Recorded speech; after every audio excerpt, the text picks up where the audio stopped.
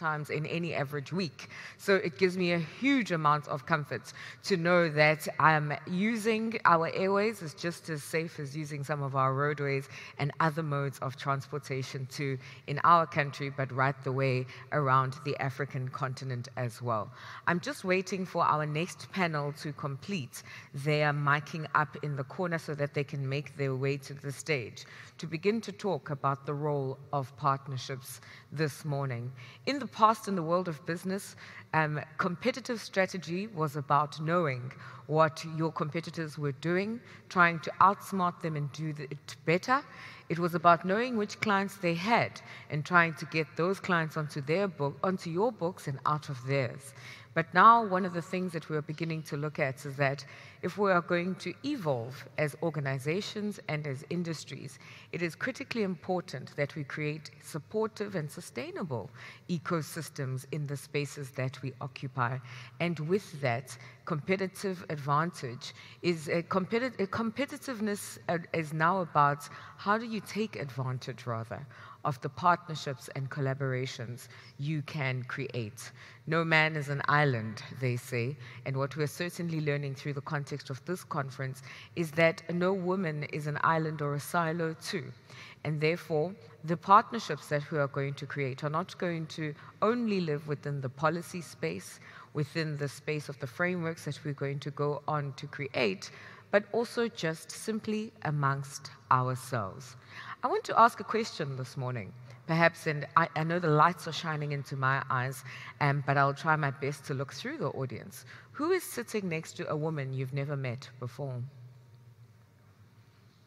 Okay, so there's a few people sitting next to some strangers this morning. A few strangers in the room? A woman, a man, perhaps you've never met before. All right. Please, ladies and gentlemen, let's use this forum and this platform wisely. And what I'd love you to turn to the stranger or even the friend you are sitting next to this morning is to perhaps turn to them and share with them what your greatest obstacle in relation to gender has been and what you propose a solution will be. And I'd love to gather some of those insights from all of you once we're through with this panel and as we begin to chart the roadmap. I'll make sure that I run through the room and perhaps get some insights from each of you. To the panel, please come up to the stage in the meantime and sit in the technical order that you've been asked to. I won't rush you much further just so that you get the ordering right. And if everybody can just come up behind me, and then I'll formally introduce you all. So please, I'll give you, ladies and gentlemen, half a minute perhaps. Turn to the stranger or even the friend to the left and right in you and say, what is the greatest obstacle I've faced in relation to gender? And what do I propose can be a way forward? Your 30 seconds starts now.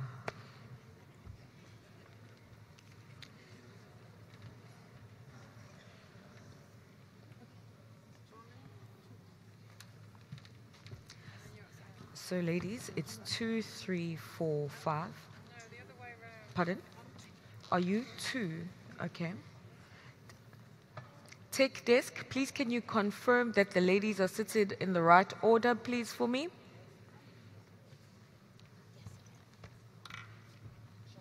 I just want them to confirm that you're in the correct order. All right, so your 30 seconds is up. Now, I love the 30-second trick, because it's almost like an elevator pitch, right? And if you were in a lift with someone and you had 4 floors to tell them about your aspirations, what it is that you hope to achieve, and why it was an advantage to talk to you, that's probably about as much time as you would actually have.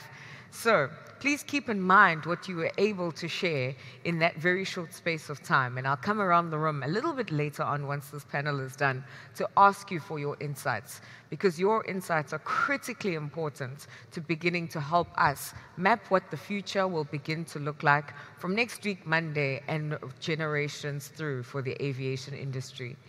Ladies, are we ready? Vanity checks done, seating arrangements done, fantastic. Well, ladies and gentlemen, if I can please ask you to bring your attention back to the stage this morning, and I'm now going to hand over to our very capable moderator, Ms. Thilly Dibate, and she is the Chief for Partnerships and Resource Mobilization for ICAO. She's going to be leading her panel of superwomen behind me on driving results through partnership for gender equality in aviation. Please give them a very warm round of applause. Whatever I guess. Yeah, exactly.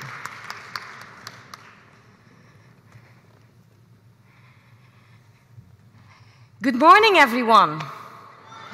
Yes, I like that. I am happy. Actually, I'm more than happy. I'm delighted to be here. I'm delighted to have the chance to standing here on this podium, to being and participating in the summit. Actually, the third day of the summit, I cannot believe that I'm saying these words, that this is the third day of the summit. I thought we would never get there. And then when it was there, it goes so quickly. But I am really honored and humbled to be with such distinguished speakers. And I hope that my voice stays where it needs to stay, because it's a bit weak, I must say. But I'm really looking forward to this conversation that will focus on partnerships. Now, partnerships, we're going to delve in today a little bit more, and I hope that you know, I might push you a little bit gently on seeing why are some of the partnerships successful. When we talk about partnerships for gender equality in aviation, some of the partnerships just thrive and succeed. And other partnerships, you know, falter a little bit, and then sometimes they just stop to exist. What are those pitfalls? What do we need to actually have a successful partnership for gender equality in aviation? Now, partnerships come in all forms and shapes. And I'm actually going to refer to a quote of Henry Ford. We all know Henry Ford. He's the founder of the Ford Motor Company, but he did also have relationships and links to aviation. And he said, "Coming together is a beginning. Staying together is progress. Working together is success." So I think that's a good start for our conversation, but I think we probably need to define a little bit better the working together. Partnership seems to be the obvious. When something is really difficult, maybe like gender equality, we're saying, oh, we're going to create a partnership, and that will do it. Yeah? But partnerships and having good partnerships is often very challenging. It's complex to design one, and you have to be really committed and really have a set of parameters in place in order to have a successful partnership. I have lots of personal stories throughout my career about I've seen partnerships that succeeded, I've seen partnerships that stalled, and I must actually also say that for this very summit here in Cape Town, we have seen partnerships that were underpinned by legal frameworks, and they've flourished magnificently. And I have also seen partnerships that did not have any legal framework, and we worked fantastically together to be where we are right now. So I'm really sure that the persons who are in the room, they know who I'm talking about, and we will be working together on formalizing a partnership. You bet on that.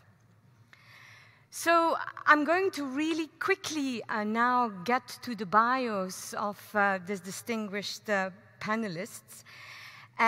Christine Shepard, welcome. Really delighted that you're here. Christine is the portfolio coordinator in the World Bank on Public-Private Infrastructure Advisory Facility. That's a mouthful.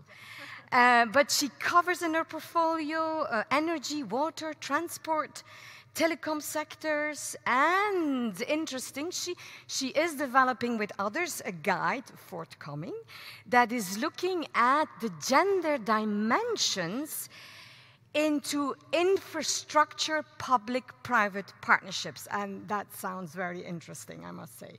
You have an MBA in HEC Paris and a master from the Fletcher Schools at Tufts University. Boni Dibate, I'm going to try this, yeah? Siyana Mukela, yes? Yeah.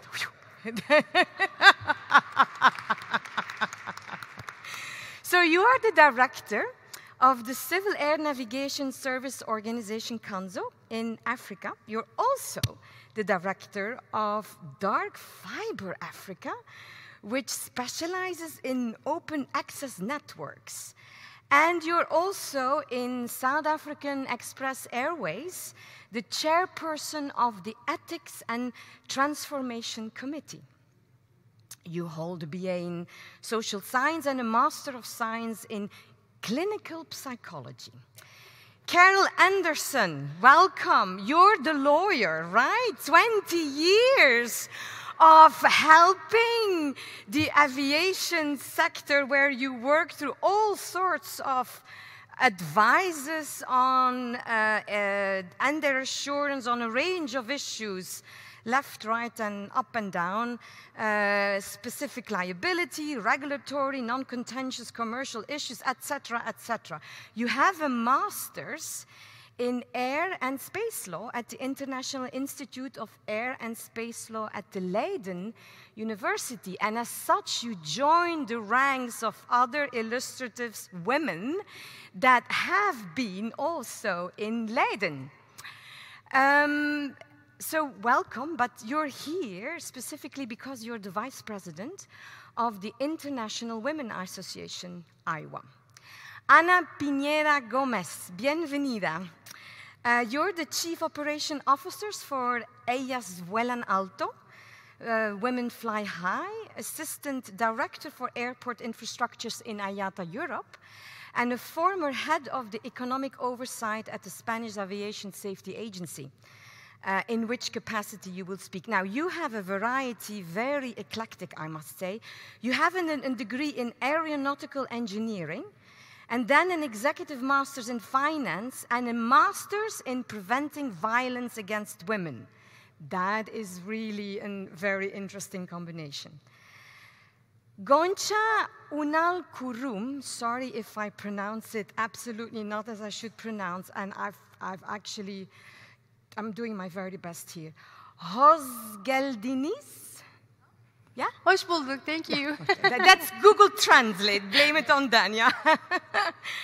So you're an aviation expert at the Turkish Directorate General of the Civil Aviation. You have an expertise in, and you're expert in air cargo and mail security, M-A-I-L, not the M-A-L-E, M-A-L-L, mail security. And you work as a national auditor in the Aviation Security Department. And very interestingly, she is involved in voluntary national studies on gender, and you will talk us about all the challenges and the excitements you have in the job you're working right now. We'll move now to the presentations. Christine, the floor is yours. And just before you start, I think that I've read online in a publication or a piece that you've written up about 5 ways public-private partnerships can promote gender equality.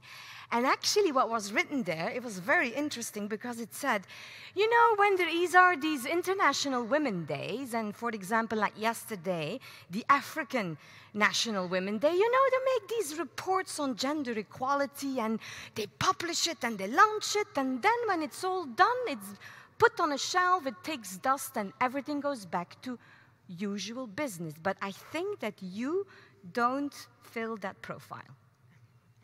We're all ears. Okay, thank you.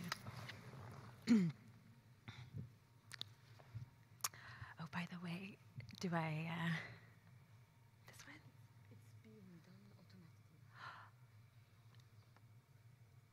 Okay, sorry. Good morning. I'm Christine Shepard. I'm coming from the World Bank, just trying to figure out how we go about switching the slides, but maybe somebody's doing it for me.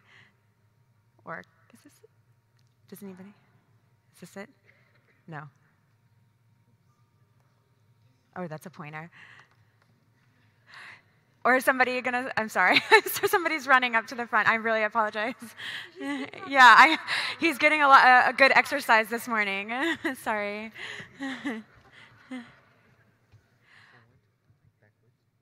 Okay, perfect, thank you. I got a tutorial, okay, so I think I know. Okay, so my remarks we're talking about sort of the infrastructure angle of partnerships or public-private partnerships in the infrastructure sector. I work in, she spelled out the long acronym, but basically I work in a part of the World Bank that's focused on infrastructure finance and helping our client countries in the developing and emerging market world attract private finance into infrastructure.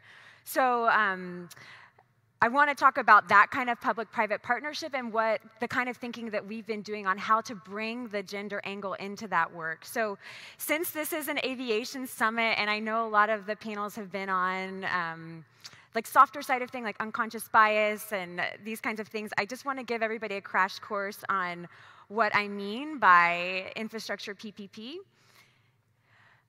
So just to paint the picture, global infrastructure investment needs are staggering. There are projections that show that by 2040, the world needs about $94 trillion in infrastructure investment to achieve the Sustainable Development Goals. So to bring the roads that people need, the water and sanitation that people need, the telecommunications infrastructure that people need to be connected. So there's just massive infrastructure investment needs. And with regards to the aviation sector in airports, right now the current trajectory is that there will be an investment of about $2.1 trillion over this period, but the needs are $2.7 trillion, so there's about a gap of $530 billion. So that's a pretty big gap, and where is that money going to come from? There's limited government budgets, and development assistance from places like the World Bank is also limited, so we really have this push to try to structure our projects and structure these infrastructure projects in a way that can attract private investment.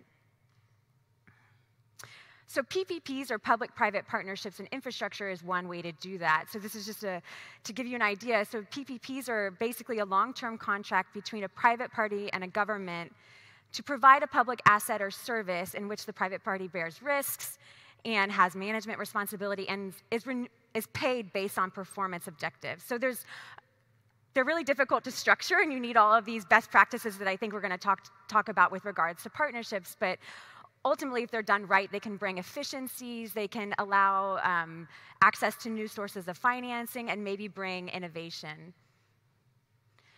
As pertains to the aviation sector, I just found this information on ICAO's website, but there are a lot of airports in the world, most airports in the world are publicly owned, so owned by governments. So in this graph, you probably can't see the one on your left side. The blue bar is what is publicly owned, so that's by airports, the actual airports themselves. But when you look at it by passenger traffic or just traffic in general, those airports with private investment receive about 40% of the traffic. So since we know, I think this quote has been said that by 2034 or something, that air passenger traffic or air traffic in general will grow or double, that leads one to believe that in a lot of places, to be able to handle this kind of growth in traffic, that they probably will have to expand their airport infrastructure, and maybe they don't have, government budget to do that, so they'll have to bring in private investment. So just to give some examples of airport PPPs, this one is Queen Aliyah Airport in Amman, Jordan. Zagreb International Airport is done by a PPP, and I just traveled to get here through Frankfurt and looked it up, and it's also got private investment, so just so you can kind of frame that for you. Okay, so now I'm going to move to the gender part of my talk. So at the World Bank a couple of years ago, we take gender very seriously, and there's a gender department, and we've come out with this big strategy about how we're going to embed gender into all the work that we do across, all the sectors in which we work: education, health, infrastructure, digital development, et cetera. And so we agreed on the strategy, and then the gender part of the World Bank went to all the other departments and said, okay, now you as a department need to figure out how you're going to incorporate gender into your work. And so in the infrastructure corner and the infrastructure finance corner of the World Bank, which is maybe arguably as technical as aviation, you know, we deal with engineering, we deal with finance, sort of very technical disciplines. It was kind of like, okay, how are we going to do this? And a lot of people at first were like, gender doesn't really apply. So this, just to give you an idea, this is kind of on your left is the sort of the structure, the web of contracts that would go into a PPP contract, and then on the right is just kind of the process for developing a project. So it's complex. PPPs are complex. How are you going to bring gender into this? And then they're a mechanism they apply to multiple sectors, so it's getting infinitely more complex. And then always, isn't infrastructure gender neutral? I don't think it is gender neutral. But then we thought, okay, we've got this. We just need to build infrastructure to close the gender gaps, and it seems like we know what we need to do. But the more we started digging and looking into this gender idea, the more you realize how complex it is, and there's a lot that doesn't meet the eye. So then you talk about, you know, unconscious bias and tackling social norms and tackling existing ways of doing things or trying to be innovative. So with regards to developing a project, I can give an example of a colleague. She worked in the mining sector, and when they were doing a mining project in, I think it was Papua New Guinea, you have a lot of stakeholder consultations, which is normal when you're developing a big project. And so they were having all these stakeholder consultations with the community, but she realized that the women would come, but they would never talk. And so, you know, she was kind of like, that's funny. And then after a couple of sessions, eventually she started talking to the women in the community and realized they had a lot of great ideas and opinions on how the project should be run. But they weren't talking because they said they didn't talk in front of their men. And so then it just hit her like, oh, the way that we're doing this is maybe wrong. And so after that, you know, emphasis on having, in the cultural context, having separate stakeholder consultations with men or women, or making sure that women could come and felt not afraid to talk. So just things like that. So when we were digging, it's like, wow, this is, you know, it's an interesting problem. So we've done a lot of research, and as Thilly mentioned, we're developing a guide to go through this process and where in that process can we integrate gender considerations. And I think that we've kind of, you do all this research and you were hoping for the magic bullet that was like, oh, in the water sector we just do X, in the road sector we do Y, and you know, you were looking for everybody wants this solution, but I think what it comes down to, it's kind of maybe related to the last panel on innovation or systems thinkings and how do we change our processes, that we need to first go to a project and understand. So understand, okay, the project is going into this community, what are the gender dynamics in that community, what can the project do, how can we involve women as community members, how can we involve women as maybe employees of the project, how can we incorporate women-owned businesses into the supply chains feeding into the project. So you need to do the analysis. But the analysis and understanding is not enough. You then need to relate that analysis into an action. So what are you going to do, and what is your timeline, and how are you, if you want to achieve these gender goals, lay it out. And then beyond that, once you do that, you need to monitor and evaluate, are you achieving your objectives? So I think this can be transferred to all types of projects and not just infrastructure PPPs. And to give you some illustration of, since we turned over a lot of stones and we're looking for a lot of best practices, I wanted to talk about a couple of them. So one aviation best practice, but one way that you can bring gender in and do no harm in a project is in the procurement phase. So we have a project in Vanuatu in the South Pacific Islands, and the South Pacific Islands have I guess they have a higher rate of gender-based violence, and so a lot of times when you bring in outside labor for a big construction project, it just maybe, the norms are different and there might be a lot of incidents of sexual harassment or gender-based violence. You're just bringing a lot of new people into a community, and so there's a lot of risks there. So embedded in the contract with the engineering contractor, the construction contract, they would ask the lead engineer to abide by a code of conduct, and all of the staff, the code of conduct related to professional practices, what is sexual harassment, what is gender-based violence, so make sure that you're behaving in a way as you're building this airport extension that you're not doing harm to the community. So that's one innovative way that we found, is that when you're doing your contracting, how and where in the contract can you involve making sure that you're encouraging right behavior.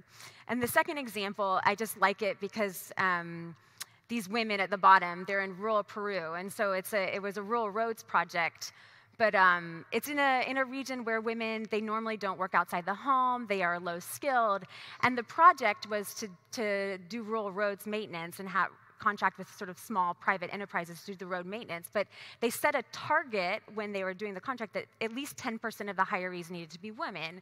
And this was really challenging norms of the communities. Like, women could work in rural road maintenance and be kind of like the construction ladies.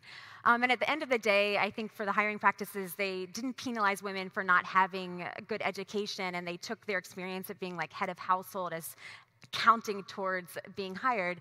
And then at the end of the day, it was just a really powerful experience for a lot of these women, and it really helped them grow their confidence and their agency, and a lot of them became leaders in the community. So to kind of sum up and be related to partnerships, I think some universal learnings that we found with regards to gender and partnerships is, one, first, you just need to know your objective. What are you trying to achieve? Two, you need to commit resources. It's one thing to say, yeah, we're going to support gender equality and we're going to do this, but then if you don't actually commit the resources, then are you really going to get it done?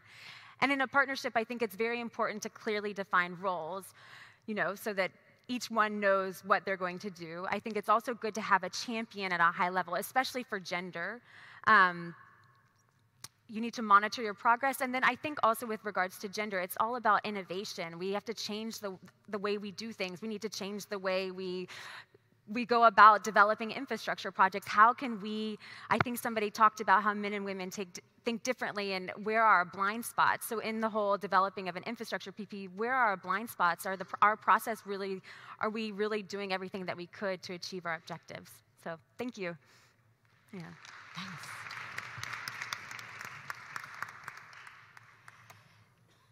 Thanks, Christine. Great presentation. Public-private partnerships demystified for the gender equality. I really like the fact that you've, and I think we'll hear that more, but that you mentioned budgets for gender equality and resources. You also touched about accountability and the fact that you need to monitor and that you need to report. And I think those are throughout the discussion this morning. We'll try to pinpoint on some of those elements that absolutely are needed for successful partnerships for gender equality, and as a matter of fact, for any partnership. So budgets, because without budgets, we're not going anywhere. And accountability and monitoring. So thank you very much for pointing that out. Boni, so you, as the director of CANSO in Africa, CANSO provides air navigation services that are universally safe, that are efficient, and that are harmonized procedure-wise and affordable. Christine started off in saying and making the analogy between partnerships for gender equality from an infrastructure perspective. Mm-hmm. So could you maybe talk about partnerships for gender equality, but from an air navigation perspective? What does that mean? Partnerships for gender equality in your world, and why are partnerships so essential? Specifically, you work with private but also with government, and so tell us a little bit more about that. Thank you, Thilly. Firstly, I'd like to just indicate who CANSO is, because CANSO is about partnership. As an organization, we are about partnership. We are an association of air navigation service providers. So what we do as CANSO, we rely on our members. We don't have an internal skill. Our skill comes from our members. We have members globally. Our head office is in Netherlands. I run the Africa office. So what is important in terms of partnership, to answer the first question, is that if CANSO doesn't have the model that it has of bringing all these brains together, because we're bringing all the ANSPs of the world in one room at some point in time, and that is where we talk about issues. For instance, Africa, we are lagging behind, or our model is different from the other nations. So we speak about what is happening, how do we need to do things, and then as CANSO itself, now the organization, we come up with the guides. We assist our members that if you don't have a safety management system, for instance, this is how you do it. Now, when it comes to women issues, as I have indicated, we are reliant on our members. We don't have a policy per se which says this is how you need to do members in terms of your achieving your gender equality. But we practice it. If you look at CANSO itself, at the organization itself, our chair is a woman. If you look at the regional directors, because each and every continent has got a regional director, I'm one of them, it's 5, we have 3 out of 5. So we practice it, that permeates to our members. So in preparation for this, what I have done, I asked my members, what are you doing? I'm going to be speaking on your behalf. What are you doing? And I'll only speak about 3 briefly who gave me a response. It was Kenya. Kenya, we had one of the speakers here, a lady. They have deployed at ICAO. Their representative is a woman. They have just... Kenya has just sent, ICAO, I think, has a program of developing skill, women, particularly women's skill, and I think CANSO is the only one which sent a woman. She's just come back, Lois, who was, so they are also practicing. That's the response they gave me. And then we have Zambia. Zambia also, they have an MD who is a woman. They are more at a developmental level. In other words, most of their managers are female, and then they're hoping that those are going to move into the next level. Now I'm going to talk about ATNS, because that's where I come from. ATNS, he's also, doing quite well in terms of agenda. I think at the end I do have a question where I'm going to talk about the story of what we did when I was still part of ATNS, what we did to ensure that gender equality is in place. We have enough female ATCs as well as at the admin level. I'll address that when you ask me that question, because I know it's coming. Talking about the gender equality and the partnerships that you're in and in your organization, what are some of the lessons learned that's particularly around gender equality? I think she has already mentioned that the most important thing is, for me, the first thing is chemistry. I'm a psychologist by training, so I believe in that instinct. Mm-hmm. The chemistry, there has to be a chemistry, whether it's between organizations, whether it's between individuals, for that partnership to work. So that is very, very important. She's spoken about the budget. The budget is key. If you don't have the money, most of the initiatives we implemented, it's because we had the budget. If you don't have the budget, it won't work out. But the other, in fact, I should have mentioned that first, it's the champion.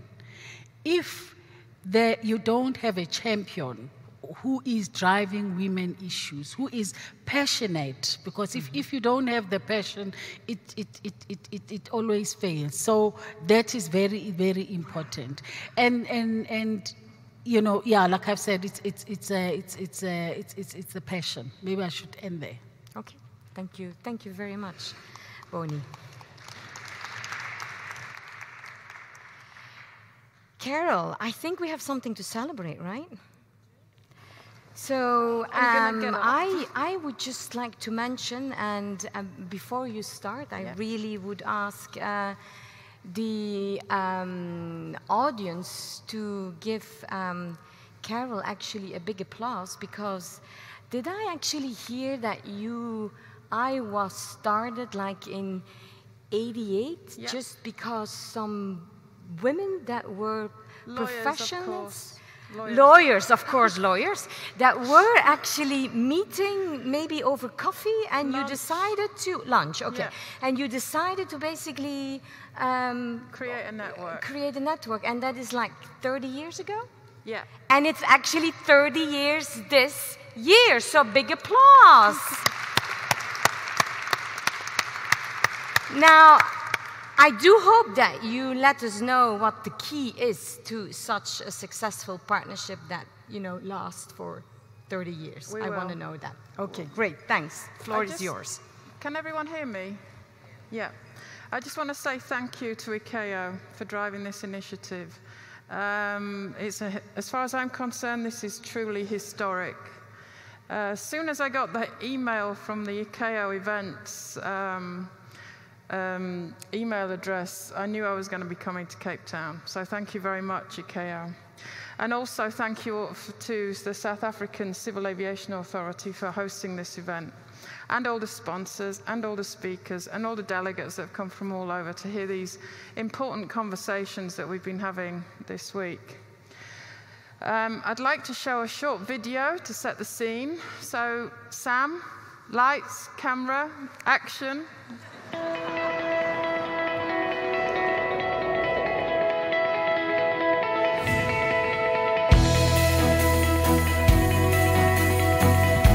Since 1988, IAWA has been bringing women together in this global industry, but the core of IAWA is really to give back and to reach out to the next generation and to attract and retain that next generation of women leaders in aviation and aerospace. IAWA is a group of fabulous, extraordinary, very accomplished women, and it allows us the opportunity to rub elbows with those women where we might not have that opportunity in our day-to-day jobs. We are encouraging women to go into the industry.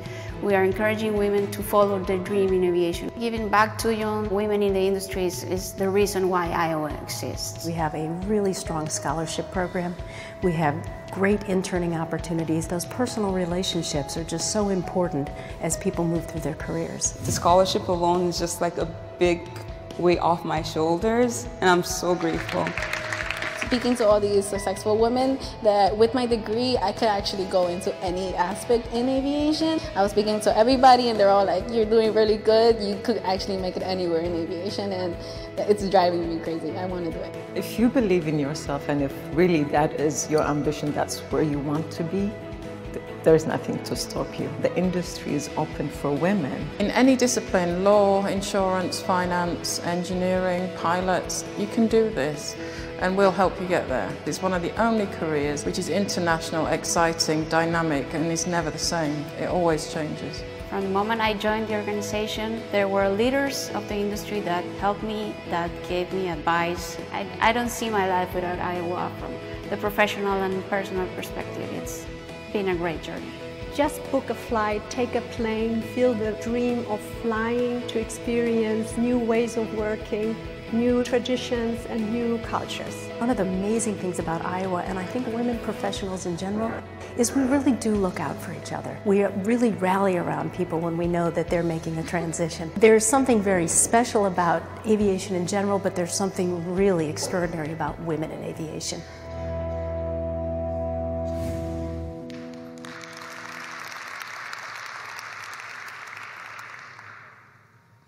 Okay, here we go. Journey. IAWA is a not-for-profit association. We have one purpose, and that is to further the professional advancement of women in the aviation and aerospace industries. Thilly, perhaps this is one of the reasons why we've managed to keep going. We only have one objective. IAWA had very, very humble beginnings. 30 years ago, 4 airline defense lawyers based in Washington, D.C. decided they needed some kind of club or outlet to talk about issues they were facing in the industry on a substantive basis and also to create some kind of social network. These 4 women were the founders of IAWA. Over the years, IAWA grew organically. Many lawyers in the aviation industry started with, and then it grew to government affairs officials. The membership dues were very cheap, and they just about paid to run an annual conference for a growing group of women. IAWA started to become more popular in the late 90s, and marketing the organization began in earnest. It became clear at the turn of the century that in order to grow the membership and become more international, that IAWA had to decide how to partner with other organizations in order to achieve more than just to host an annual conference. As a result, IAWA looked at sponsorship from industry. This has slowly grown over the last 15 years, from a sponsorship offering of an annual conference to partnering with IAWA to promote the females in your own organizations, whilst creating support for IAWA's programs. We run mentorship, internship, and scholarship programs. The key issue was retaining IAWA's key focus, the advancement of women leaders in aviation and aerospace industry, without diluting the brand or selling out, i.e. handing everything over to our sponsors. Another issue was that in order to grow, IAWA had to become diverse, not just an American-focused organization, and become truly international. And this has been achieved over the years by moving the conference around the world. Every 2 years, an exciting new venue is located. Actually, it's very difficult. It's like running an Olympic bid. It took me 6 years to bring IAWA to Dubai in 2015. But it was worth it. It was worth it in the end. And we make new partnerships in these countries, and we grow membership and awareness in that particular country. Over the last 30 years, IAWA has been to China, thanks to the help from Dr. Liu and the Chinese civil aviation authorities. And as I said, we brought IAWA to the Middle East in 2015. We've been to many other venues in Northern America and Latin America, and also across Europe. This year, for our 30th anniversary, we're going to Memphis, the home of FedEx. Okay. Now, the lessons that we've learned, or that I spoke to some long-serving IAWA board members over the last couple of weeks. And I think the key lessons that we've learned are that partnerships are needed. You can't do this on your own. Diversity is a must if you want to keep it real. And international is not just a label. It brings with it different perspectives. It also brings some cultural barriers and a need to build awareness. And you have to be brave to address these and move forwards collectively. But partnership is definitely the key word even. My IAWA, how come I ended up getting involved with IAWA? Like Chloe said yesterday, I'm also an aviation lawyer. I joined IATA legal team as a paralegal in 1999, so it's 19 years, not quite 20. My road to qualification was a long and winding one, but I made friends along the way with one of the early presidents of IAWA, Joanne Young. She recruited me to spread the word of IAWA at IATA meetings. This was the days before internet, before, like we heard earlier, Google. So I had to hand out leaflets and basically beg every woman in the room to come to the next IAWA conference. And I was very interested in IAWA too, but I was also too junior. But in 2001, David Short, who's now just been appointed as Assistant Secretary for Transportation in the US, my old boss at IATA, sent me to London to the IAWA conference just after the 9/11 terrorist attacks. I was amazed by that conference, a conference for women, by women, with role models and powerful women all sharing their knowledge and leadership right in front of my very eyes. I made my mind up there and then to join as soon as I clocked up the requisite 5 years. And in 2006, I joined IAWA and went off to the conference in New York. After that, I left London and went to work for Emirates in Dubai and stayed there for 5 years. And during this time, I was appointed as IAWA's Vice President Industry for airlines, and later as Vice President for Middle East, which then was expanded to Middle East and Africa. As I said, it took me 6 years to bring the conference to Dubai, a first time for IAWA in the Middle East. In 2016, I finished my LLM, and I handed over the Middle East and Africa mantle to a colleague, an IAWA colleague, Kinder Siraj, and now I'm in charge of membership. I'm very proud of what we've achieved in the Middle East so far and what we still continue to achieve. It's become so much easier since Kinder stepped up because we work together as a partnership. And now it's the turn of IAWA to focus on Africa. Anyone who would like to get involved, please contact me. We're all ears. This was a picture from IAWA 2015. I'm very proud of this picture. We had a partnership with the GCAA in the UAE. We were expecting 20 females. About 110 came, and we ran out of chairs. And it was thanks to Etihad, actually. They sent all their pilot and engineering trainees down to the workshop. It was an excellent day, and it was how I envisaged IAWA coming to Dubai. Membership facts. You need 5 years of aviation experience to join IAWA, but don't let that put you off. Everyone can come to our events. Corporate membership options are also available. We've got 387 full paid-up members and a network of 3,000 women in more than 250 organizations in 33 countries, and we're growing. This shows you the distribution. We're very North American focused, as you can see, and the next up is Europe. We'd like to grow Middle East, Latin America, Africa, Caribbean, and Asian membership. And then you see by industry, we're still very legal and manufacturing and airline focused. But we are across all the sectors. General aviation is growing quite fast as well. Our partners, we partner with the Royal Aeronautical Society, ICAO, thank you very much, IATA, ISTAT, and ACI, as well as the Wings Club in New York. We support each other. These partnerships are all about supporting each other with different initiatives. So if the Royal Aeronautical Society Women in Aerospace Committee is doing something, then IAWA will get involved. If ICAO is running a gender summit like this week, we would hope to get involved. The same with IATA initiatives. ISTAT, we actually promote their funding to our members. ACI runs a fellowship program whereby they place young females into industry, and the Wings Club offer various activities in New York. Our commercial partners, if you like, our sponsors, are from all over. They're mainly heavy industry. FedEx is a regular sponsor. I'd like Dana and Connie to stand up, please. Is Dana still here from Boeing? Thank you very much.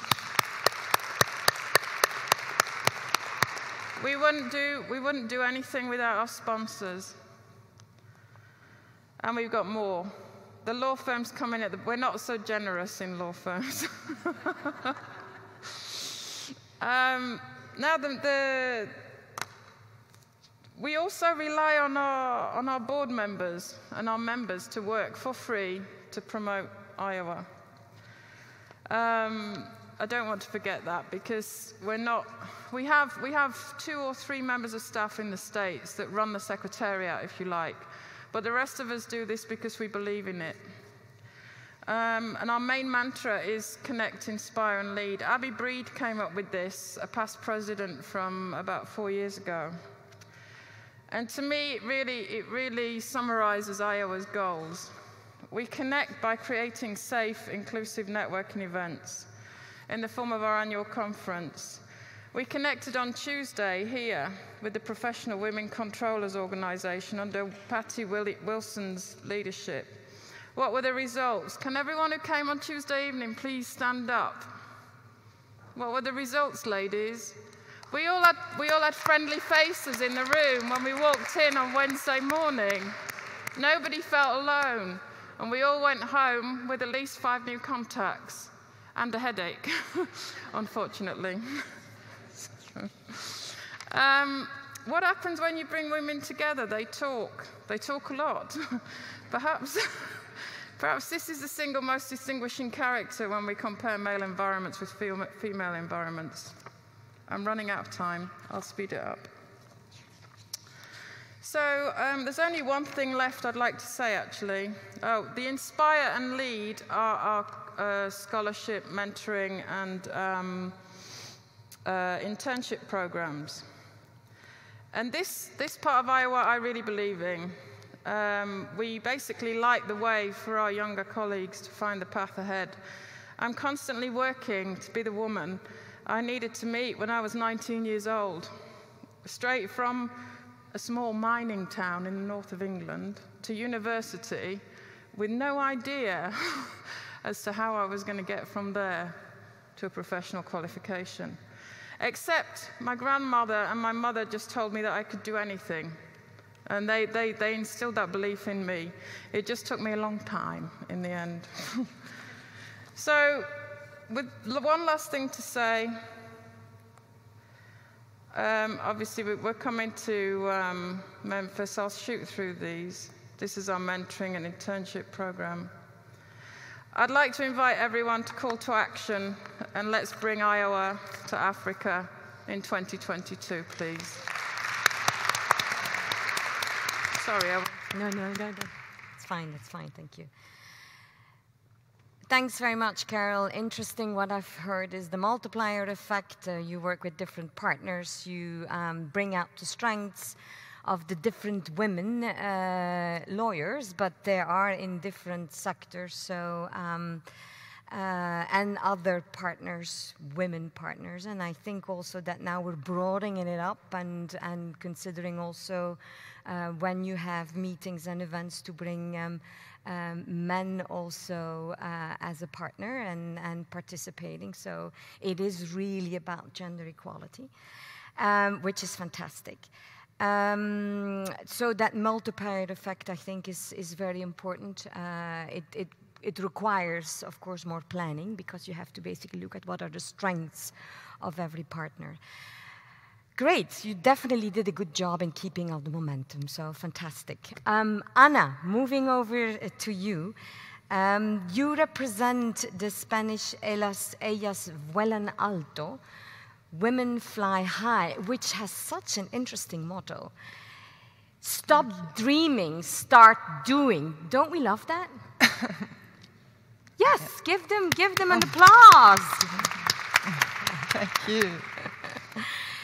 So the floor is yours. I looked a bit further up the objective of the partnership, and it does say that the network aims to give a voice and recognition to women that already are role models. So I would like to zoom in a little bit on that in your speech on if you could explain why that is so important. Thank you, Thilly. Thanks. Thank you. Good morning, everybody. I would like to start thanking the South African administration for hosting our event, ICAO, Dr. Louis for organizing this, and also all those people behind the scenes that are so helpful, like Sam, Thilly, Glenda, Maha, the translators, the catering technicians. So thank you very much for making this summit, our summit, possible. Thank you. I would like to say just one thing about myself. I studied aerospace engineering 20 years ago, and I've been a feminist activist for a long time. And I always thought that those two things were not going to be, they were not going to meet never. So I thought this for a long time, my whole life. And this year I'm realizing that they have merged.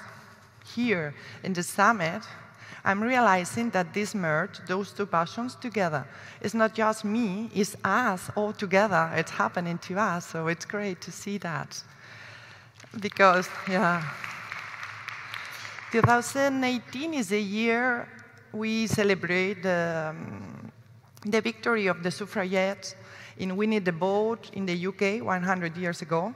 The vote for women, men were already voting. 2018 is the year we hold this summit for the very first time. 2018 is also the year we have a session in the World ATM Congress in March, just dedicated to gender balance. 2018, I do believe it's the year we are standing up as an industry, as the aviation industry, to stop discrimination against women and making a leap towards gender equality. And 2018 is the year we were born as an association. Let me introduce you. It's my pleasure to introduce you to Ellas Vuelan Alto. I'm going to call it EVA, what are the acronyms? Women Fly High. We are a nationwide gender partnership initiative in Spain that encompasses all the associations regarding gender and aviation in the country.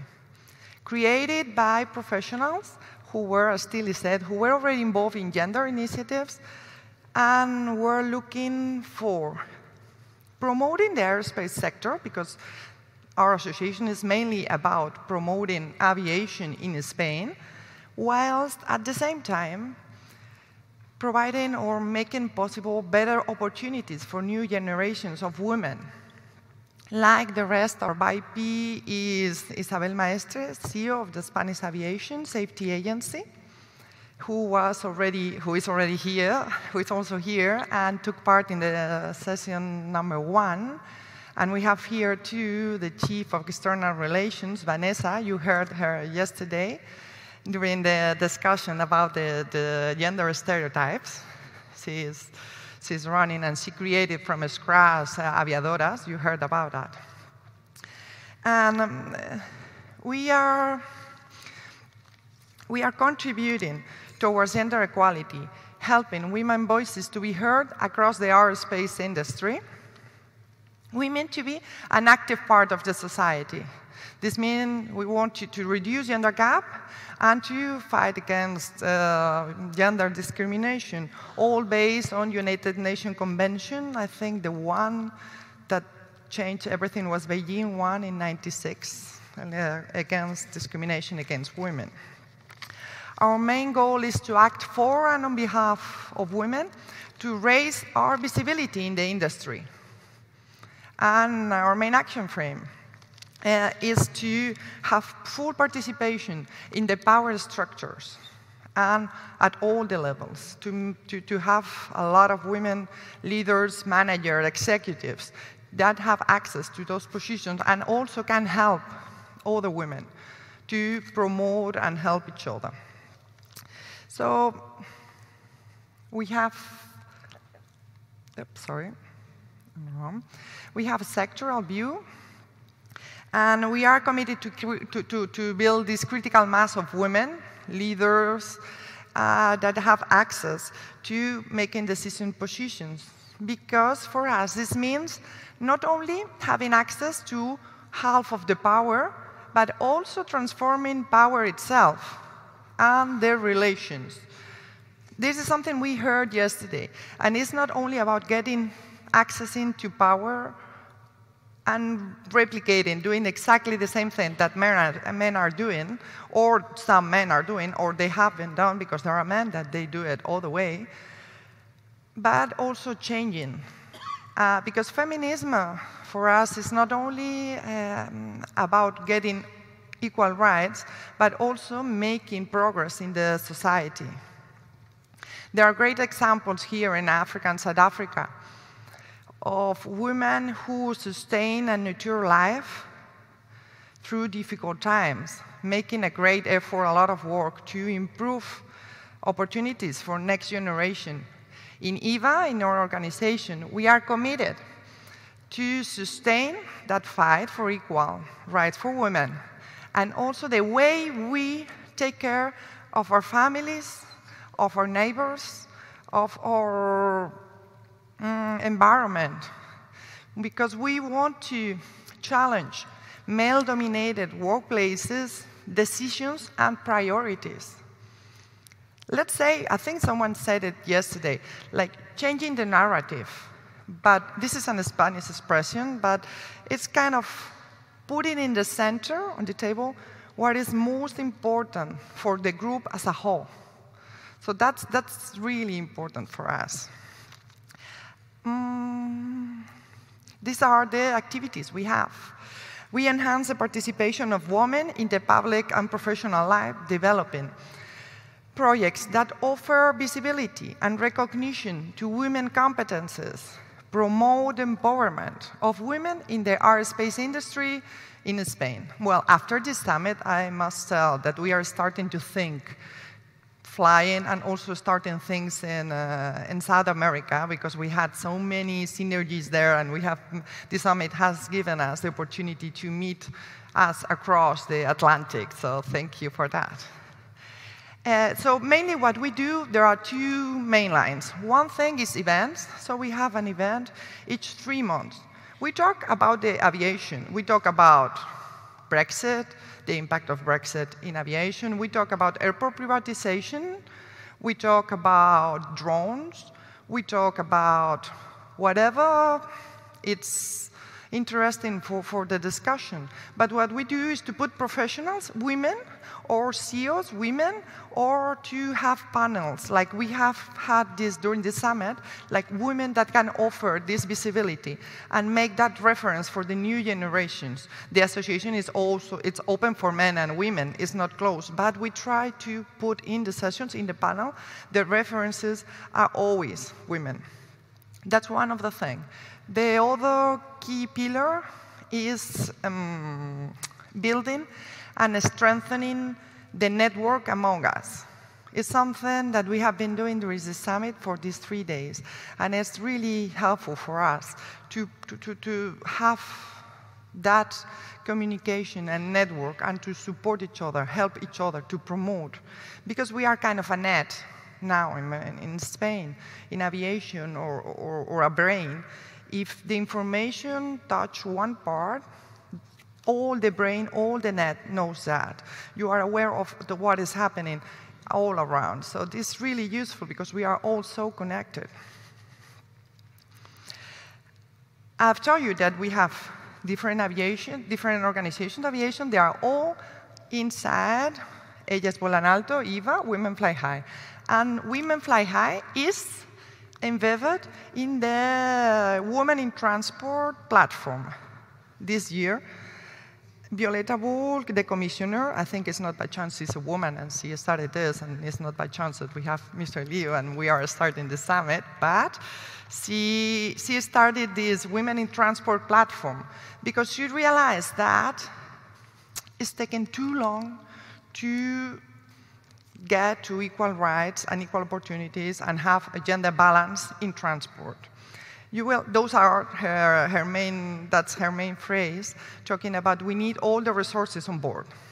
This is one of the slides that I want to finish with. It's about, because it's so incredible, but in aviation, we are not doing it so bad.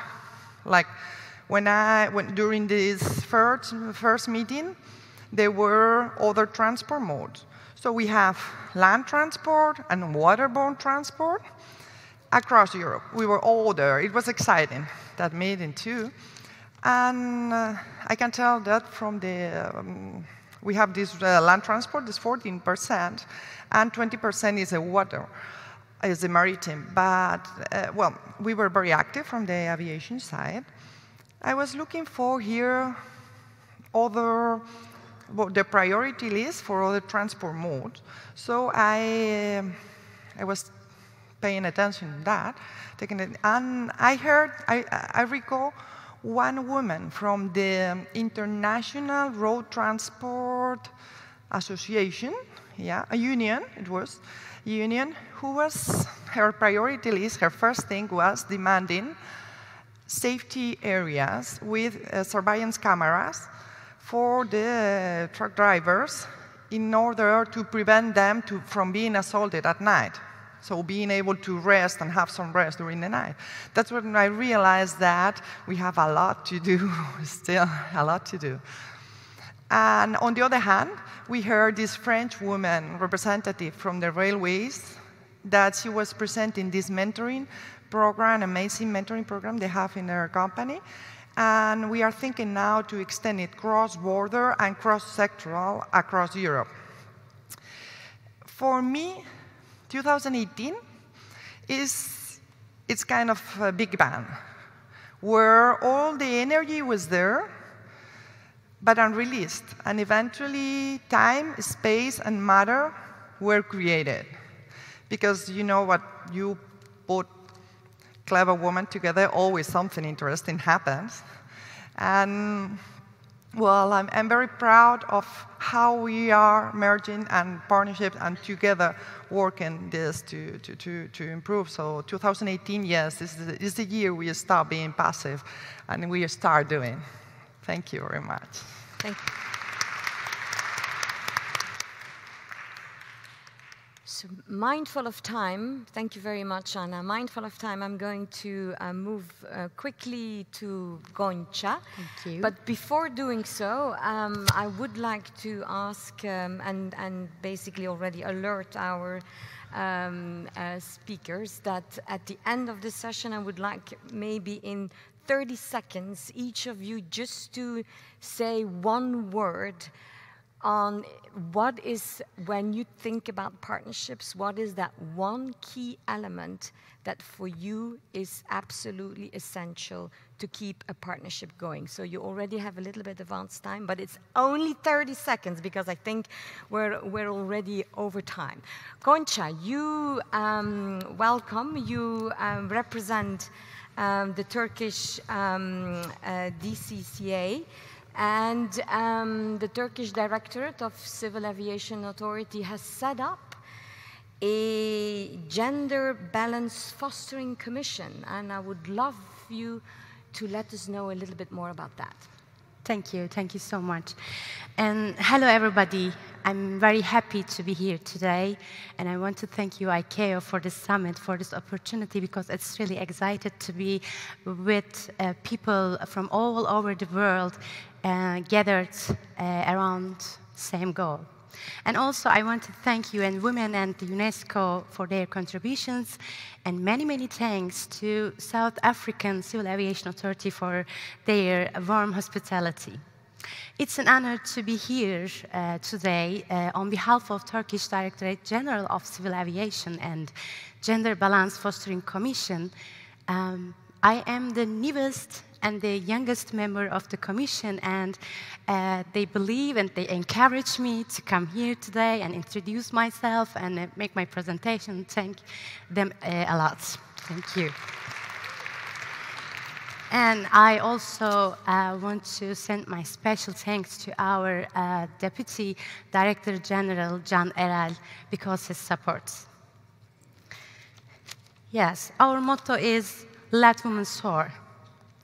I'm going to talking about first women in Turkish aviation and how can we fostering gender balance in aviation. I also give a small information about a Gender Balance Fostering Commission and studies which is carried by our DGCA and the Gender Balance Fostering Commission. Let's start.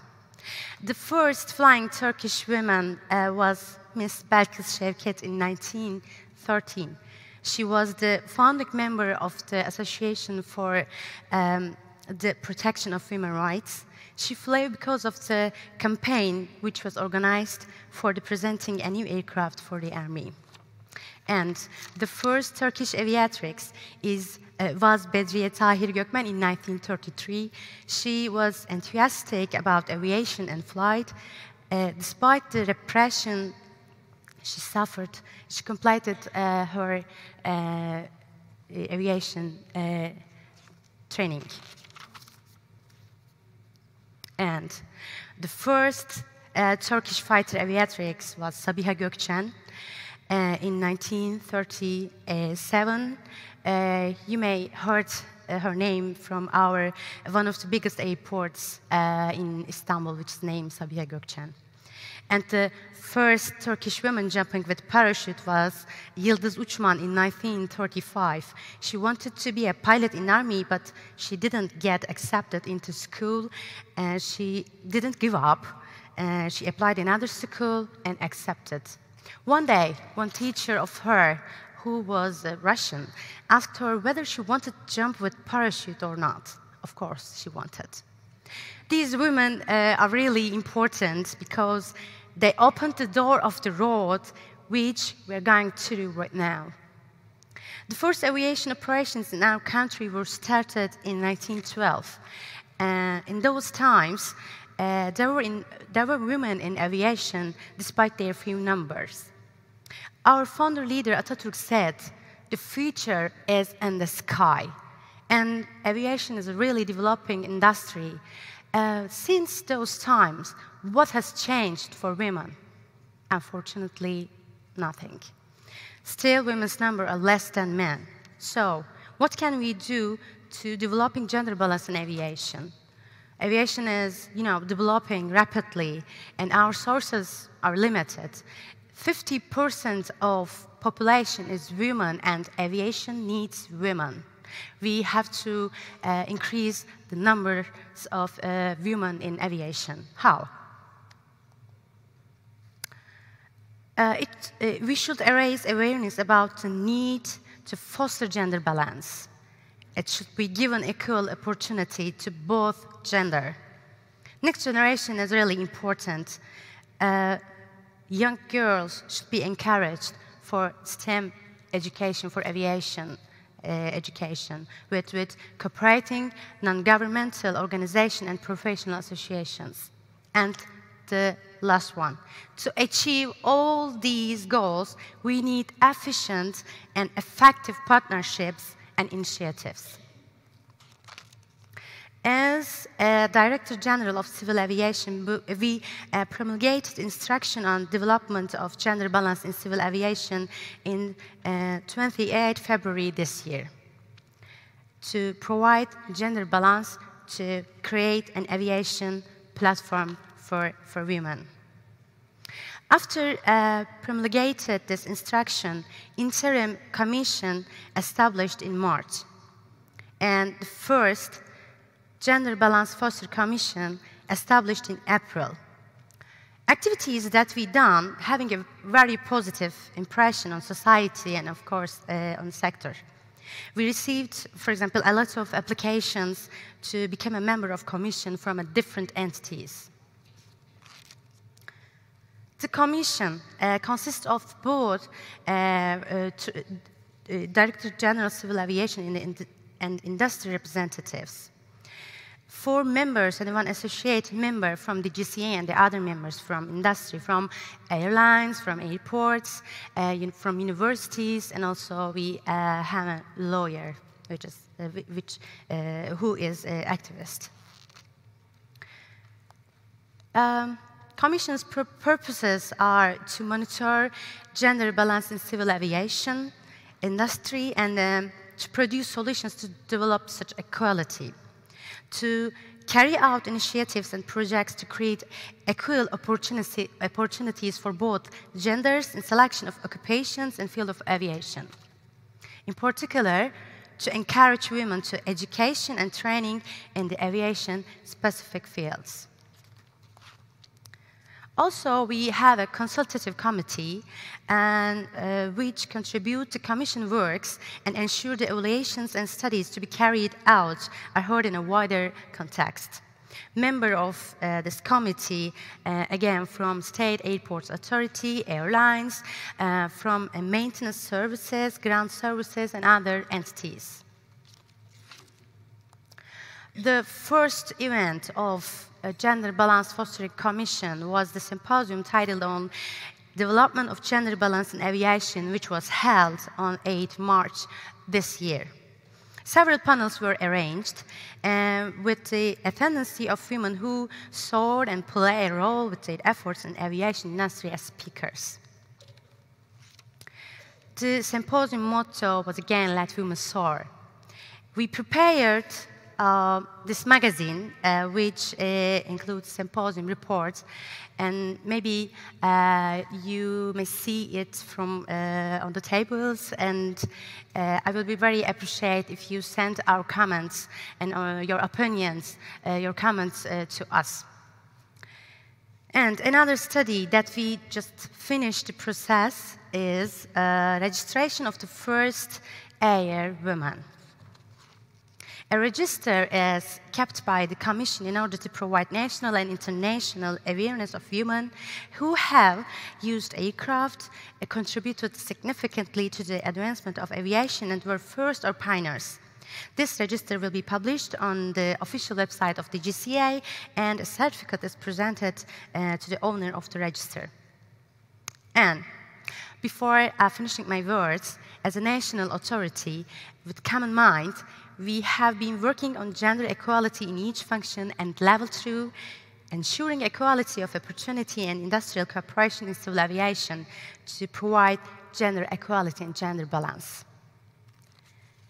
And as I mentioned before, I have a request for sending us your commitments, your opinions, that these are emails. Thank you so much.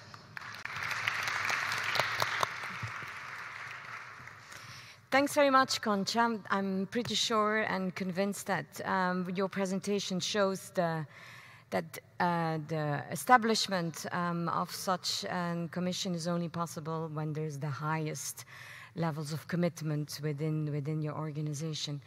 We're running out of time, but I would not stop this discussion as such without giving you, but really only 30 seconds of time to give us that one word that within your own experience actually translates a successful partnership. What is that essential element, according to you, that needs to be there to have a successful partnership? And mindful of time, I'm not going to ask for volunteers, but I'm going to actually point directly. Okay, yes, go I ahead. can start. My one word, I guess, for the partnerships that I was talking about, I would say would be challenging our norms of doing things, so innovative. I think everybody will mention all of my 6 points, but because PPPs and infrastructure, our normal way of doing things is you know, that we don't think about these gender issues. So I think that we need to innovate in our processes and innovate in how we do things. So that would be. Thank you very much. Boni. For me, it's a common purpose and the similar mind shift. And I'd like to explain that specifically because I didn't get enough time to say what I wanted to say. I belong to an organization called Akani. This is an organization which is founded by women in aviation. Most of them have been speakers here from SAA, from Airports Company. The purpose of this organization is to redress the gender problems in the aviation industry. We all saw an article by a certain CEO who said his job cannot be done by a female. He goes on to say in that article that if a female has to be appointed, he has to train that CEO, female CEO. All of us were aghast. All of us couldn't believe what we were hearing. Because we have common purpose, because we have similar minds. So for me, that's the main thing that you need to have. Thank you very much. Carol. For me, can I have 2 words? What and how. Decide what you want to do, what you want to achieve, and then decide how you're going to do it. We were talking earlier that resources, we can't do what we need to do and redress the balance without resources. So for us, for IAWA, those resources are our partners, the sponsors, the members, and our affiliates. Thank you very much. Anna? Well, supporting what just Carol has said, that there are key points. Also, I would like to add enjoying it, having fun. If you don't like it, if you don't enjoy meeting your partners, organizing events, it's not going to work. So having fun, enjoying, it's a key point. Like if we cannot dance, this is not a revolution. Okay, thanks. Gonca. Yeah.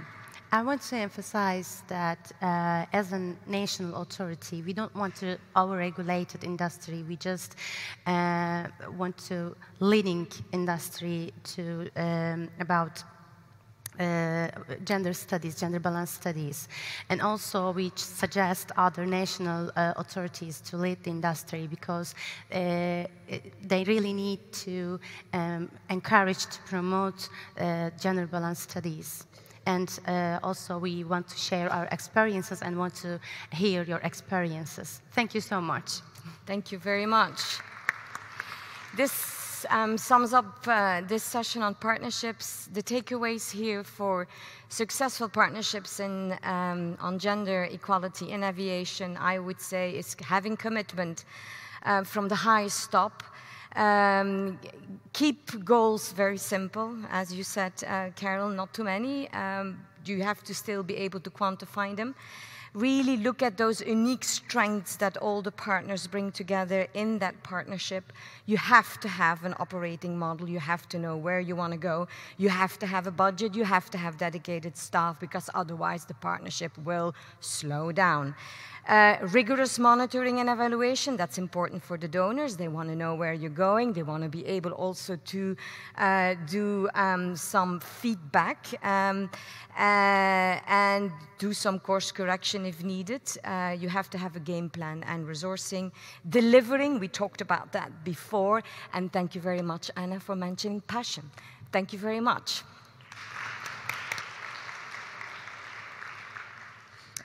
Thank you.